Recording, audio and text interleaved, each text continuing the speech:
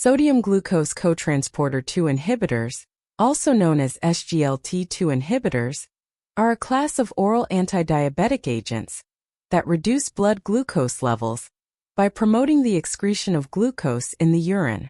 They primarily act in the proximal renal tubules to block glucose reabsorption, leading to glucosuria. In this video, we will talk about some clinical pearls regarding SGLT2 inhibitors. So let's get started. Pearl number 1. Diabetic ketoacidosis, DKA risk. SGLT2 inhibitors can increase the risk of euglycemic DKA, particularly in patients with type 1 diabetes or those on insulin. Patients should be educated about recognizing early signs of DKA, like nausea, vomiting, abdominal pain, and advised to stop the medication and seek medical attention if symptoms occur. Pearl number 2. Cardiovascular and renal benefits. SGLT2 inhibitors, particularly empagliflozin and dapagliflozin, have demonstrated significant benefits in reducing cardiovascular events and slowing the progression of chronic kidney disease in patients with or without diabetes. This makes them a preferred option in patients with cardiovascular or renal comorbidities. Pearl number 3. Genital infections. SGLT2 inhibitors increase the risk of genital mycotic infections, like genital yeast infection, due to glucosuria.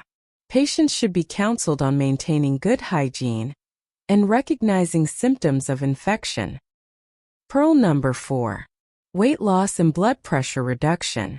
In addition to glycemic control, SGLT2 inhibitors provide modest reductions in body weight and blood pressure, which may benefit patients with obesity or hypertension. Pearl number 5. Monitoring renal function.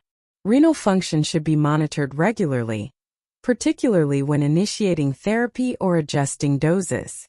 SGLT2 inhibitors may be stopped if there is a significant decline in kidney function, particularly in acute illness like dehydration.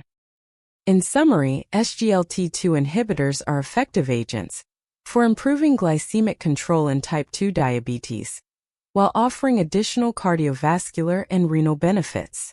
Their risk profile, including potential for dehydration, euglycemic DKA, and genital infections, requires careful patient selection and monitoring. Educating patients about the signs of serious side effects and the importance of maintaining hydration is critical for the safe and effective use of these drugs. So that's all for today. Thanks for watching. If you found this video helpful, make sure to give it a thumbs up and hit that subscribe button for more content like this. Leave your thoughts or questions in the comments below, and I'll see you in the next video. Thank you.